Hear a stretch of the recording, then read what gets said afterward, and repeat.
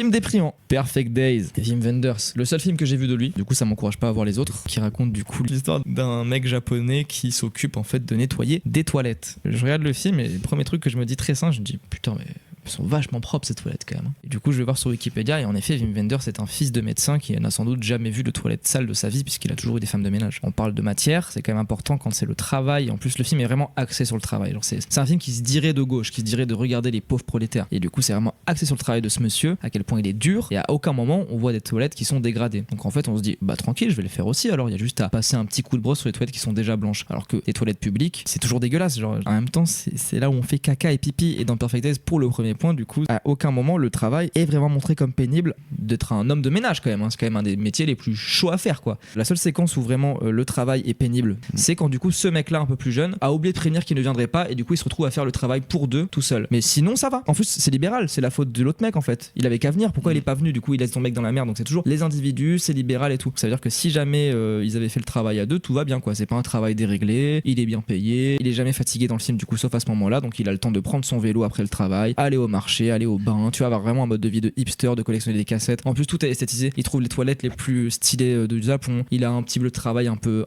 cool. En fait c'est vraiment le film de bourgeois cool. Il a une petite voiture cubique un peu cool, il est tout avec des cassettes, il est cool le mec. Mais du coup film déprimant parce que je suis en mode il n'a laissé aucun espace à la vie dans ce film, il voulait juste créer son petit espace cool et se dire regardez-moi, moi je suis un bourgeois certes mais j'ai un peu de compassion avec les prolos parce que je montre un peu comment ils sont. Et du coup pour moi ça parle pas d'aliénation, ça serait le cas si jamais on montrait vraiment à quel point c'est dur et qu'il était aliéné et qu'il avait quand même de la résilience, ce qui est le cas de la plupart des prolétaires aujourd'hui. Genre moi quand j'étais livreur Uber Eats pendant 4 ans j'étais pas non plus à chialer tous les soirs. Ma vie je l'aimais bien et j'étais en bon c'est comme ça et tout et j'avais juste à assimiler les gestes et tout. Mais là en plus de ça le travail qu'il fait n'est pas pénible. Ça me déprime de voir ce film là.